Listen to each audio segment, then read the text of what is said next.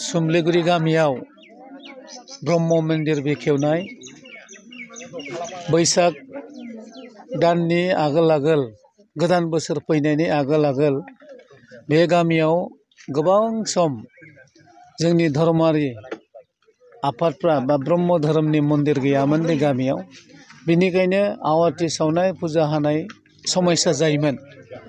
दा बेखौ लुफुंनानै लानायनि जाउनाव दिनै बिथांमोना गोसो होसारनानै बेयाव फुजा होनो हासिगोन आरो फुजानि गेजेरजों बिथांमोना गाव गावनि न'खरनि आरो देश बिदेशनि आरो ओनसोलाव अनलायलायनायनि बिथांमोना बाव फुजानि गेजेरजों भगबानाव प्रार्थना खालामनानै बिथांमोना बिगोन आरो गावनि न'खरनिबो बिनानै लागोन।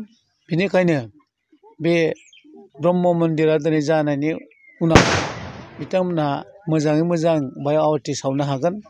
दा जोंबो बिटिआर सोरखारा बिटिआरनि मावफुं सोद्रोमा प्रमद बर' बिथाङा जे आलारि सोरां बिथांखि फोसावदों जे मन्दिर मस्जिद गिर्जा गासैबो थिग जाजोबनांगौ, धोरोमारिफ्रा थिग थानांगौ, समाजा थिग थानांगौ, अब्लासो जौगागोन होनना बेखौ नोजोर बोनानै दा नोंखायनो दिनै सुमलिगुरि गामियाव मन्दिरखौ आं बेखेवफैदों।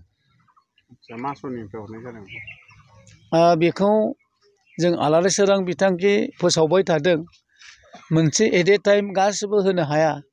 आंबो बे गामिनि जितु मन्दिर गैयाबा जेबो गैया बेखौनो नायनानै आंनि गोसो सिंनिफ्राय जा हायो माबा मोनसे बेयाव आं सेक्रिफाइस खालामदों, अनसुंथाइ होदों। बिटिआरनि मावफुं सोद्रोमा बिथांनिफ्राय नोंथांमोना मन्दिर मोनफुंनो हाबाय।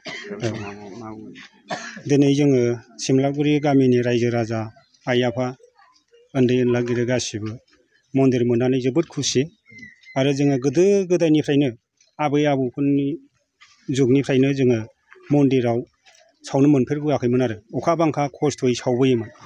दिनै जोङो मन्दिर मोननानै बिराद गोजोननाय मोनबाय। दा सारा जोंहा जोंनिनो मानगोनां EM सार बे बिथाङा जोंनि थाखाय एसे अनसुंथाइ हरनानै गामिनि जा एसे बुथुमनानै मोननाय बेफोरजों जोङो लुफुंनानै लानो हानायनि थाखाय बिराद गोजोननाय फैबाय आरो जोङो।